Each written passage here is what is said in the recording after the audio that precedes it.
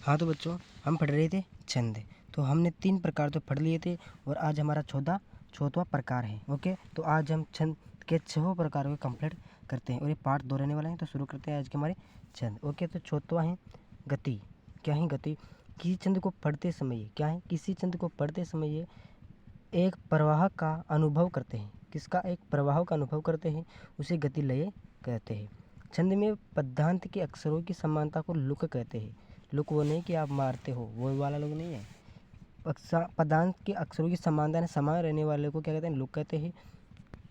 और ईद दृष्टि से छंद के 2 वेद होते हैं। कितने वेद? तुकांत और अतुकांत, 2 वेद होते हैं। ओके, अगला है 5वां तुक। कौन सा वेद है? तुक। इसमें चरण के अंत मर वर्णों की आवृत्ति होती है। अंत में मर वर्णों की आवृत्ति होती है, तुकांत कविता कहते हैं। ओके, उदाहरण है हमको बहुत है भाती हिंदी, हमको बहुत ही प्यारी हिंदी। तो इस प्रकार से होती है। ओके, इन्वर्टेड कॉमे भी होता है। ओके, देखते हैं आगे। चरण के अंत में वर्ण की आवृत्ति न हो उसे अतुकांत कविता कहते हैं। नई कविता प्राय अतुकांत होती है। ओके, उदाहरण में कविता देखते हैं। काव्य सर्जक हूँ प्रेरक तत्वों के अभाव में, लेखन अटक गई है काव्य सर्जन हेतु तलाश कर रहा हूँ उपादान। ओके, तो इस प्रकार से अतुकांत होता है। ओके, अगला लास्ट है हमारा आज का गण। वर्णिक छंदों की गणना गण के क्रमानुसार की जाती है। 3 वर्णों का एक गण होता है। गणों की संख्या 8 होती है। कितनी होती है? 8 होती है। जैसे यगण, तगण, लगण, रगण, जगण, बगण, नगण, सगण। तो गण में ये काम आते हैं, बहुत इंपॉर्टेंट है। तो गण हमारा इम्पोर्टेंट छंद है। ओके, तो इसे अच्छी तरीके से पढ़ना। तो छंद 4 प्रकार के होते हैं। ओके, कितने प्रकार के होते हैं? 4 छंद 4 प्रकार के होते हैं। तो ये कहते फिर तो ये हमारे निश्चित कहते छंद चरण। छंद के 6 अंग होते हैं। छंद के कितने होते हैं? 6 अंग होते हैं। छंद 4 अंग होते हैं तो प्रकार और अंग में अलग अलग होता है। ओके, तो छंद के कितने प्रकार होते हैं? 4 प्रकार होते हैं। तो पहला है मात्रिक छंद, दूसरा है वर्णिक छंद, तीसरा है मुक्त छंद। ओके, तो हम पढ़ते हैं मात्रिक छंद सबसे पहले। मात्रिक छंद जिन छंदों की रचना मात्राओं की गणना के आधार पर होती है। इम्पोर्टेंट है प्रकार तो, और वो अंग थे वो ज़्यादा इंपॉर्टेंट है, उनमें से गण इंपॉर्टेंट है। ओके, मात्रिक छंद जिन छंदों की रचना मात्राओं की गणना के आधार पर होती है उन्हें हम क्या कहते हैं? मात्रिक छंद। स्पष्ट हो रहा है, मात्रा तो मात्राओं की होती है तो मात्रिक छंद कहते हैं, जैसे दोहा, चौपाई, रोला आदि।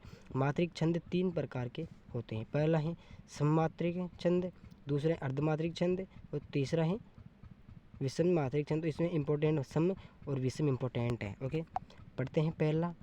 तो पहला है सममात्रिक छंद, जहाँ छंद में सभी चरण समान हो। ओके, स्पष्ट हो रहा है सम से। तो सममात्रिक, तो जहाँ सभी छंद चरण समान होते हैं उसे सममात्रिक छंद कहते हैं।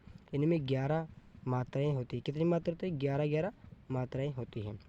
उदाहरण, मुझे नहीं ज्ञात कि मैं कहाँ हूँ, प्रभु यहाँ हूँ अथवा वहाँ हूँ। इनमें से आप मात्राओं का एक बार गिनना कि 11 होगी। ओके, अगला है अर्धमात्रिक छंद। ओके, अर्धमात्रिक में जिसमें पहला और तीसरा चरण एक समान हो, तीसरा और पहला चरण एक समान हो, दूसरा और चौथा चरण उनमें भिन्न हो किंतु आपस में समान हो, अर्धमात्रिक छंद कहलाते हैं। ओके, अगला प्रकार है हमारा तीसरा विषम मात्रिक छंद, जहाँ चरणों में 2 चरण अधिक समान न हो उसे विषम मात्रिक छंद कहलाते हैं। क्या है? जहाँ चरणों में 2 चरण अधिक समान न हो उसे विषम चरण कहते हैं। ऐसे छंद प्रचलन में कम है, यानी कि विषम छंद कम आते हैं लेकिन परीक्षाओं में ज़्यादा पूछे जाते हैं।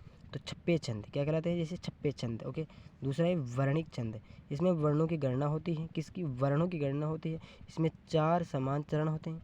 प्रत्येक चरण में आने वाले लघु गुरु का क्रम सुनिश्चित होता है। जैसे मत गयेंद्र सविया, मत गयेंद्र सविया। ओके, तीसरा प्रकार है इसमें मुक्त छंद। क्या है? मुक्त छंद चरणों की अनियत, असमान, स्वच्छित गति और भाव के अनुकूल यति विधान ही मुक्त छंद की विशेषता बताते हैं। इसे रबर या केंचुआ छंद भी क्या कहते हैं? रबर या केंचुआ छंद मुक्त छंद को ही कहा जाता है।